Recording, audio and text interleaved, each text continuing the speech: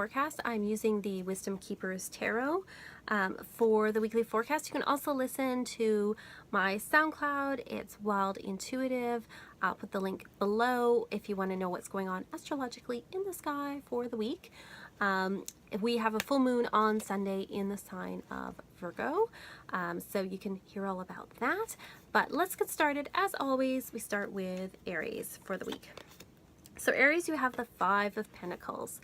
So Aries, this is a week to really kind of save your pennies. Don't splurge on things. Don't go out and run out and buy that thing you wanted to buy, because there may be some challenges financially over the next week or so. It's also saying that, you know, if you are in a place where you're financially struggling, or, you know, struggling with finding work or anything like that, that there's probably opportunities around you that you just haven't seen yet.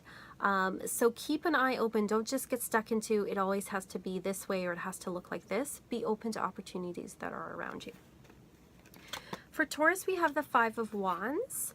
So Taurus, this is a week you're maybe feeling really irritable. Mars is moving into Taurus, and so you may be feeling irritable, especially towards the end of the week, and feeling like there's lots of little things going wrong or things just frustrating you. And it's really there to kind of get you moving and to change things and to use that energy. So don't use that energy to get into fights with people. Use that energy to change things, and maybe to exercise or to, you know, do something different, but put your energy out there in a positive way and you won't be so frustrated. For Gemini, we have the Lovers. So Gemini, you're going to be faced with a choice this week where you have to choose between your head and your heart. And this can be kind of hard sometimes for Geminis. You know, they really like to mull over decisions and things. So it's going to be a week where you're going to be facing a decision that is somewhat hard at times. It's also a good week for love and romance as well. For Cancer, we have the Nine of Swords. So Cancer, I can see there's a lot of worry going on this week. And I think especially towards the beginning of the week when the moon is in Cancer, I see a lot of worries around you, and you may be making things a bigger problem than they actually are. Also, you may have, you know, some nightmares and things like that. So I would really encourage you to, you know, write down your dreams and things and really process them. But it's saying that all is not as bad as it seems to be. It just seems there's a lot of worries going on for you right now. For Leo, we have the Eight of Cups. So Leo, this is a week where you're turning inward a little bit more, where you're needing to kind of go within. And Leo, usually, you know, we like to kind of be out there and everything in the spotlight, but this is a week we really need to kind of step back and go within with things, and also let some things go that maybe aren't serving us. Like, you know, if there's a friendship, or, you know, maybe there's like something that you're doing that isn't serving you anymore, you need to let that go. For Virgo, we have the Four of Swords. So Virgo, this is a time to rest. You need to rest this week. Take care of your health. I know that Virgos like to be productive and they like to organize and do things, but, you know, this is a week where you really have to step back and just rest. Just let yourself rest. For Libra, we have the Three Cups. So it's a great week for Libra to have a party or a celebration, or just get together with people and enjoy things. It's really saying that you need to celebrate and enjoy your life right now. Scorpio, we have the Two of Swords. So just like with Gemini, you're going to be faced with a decision, but unlike with Geminis where it's between the heart and head, this is a decision where you're kind of putting it off. You know there's something you need to do, but you're holding off on doing it. And why are you doing that? And realize that not making a choice is also making a choice.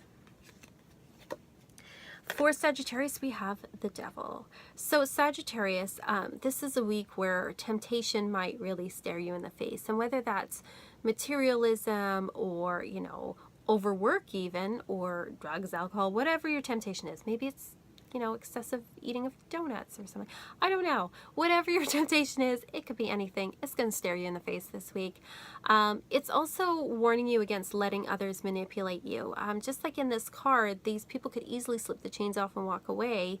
It's saying that you don't need to engage with that this week. So you might be facing some of that this week for you, Sagittarius.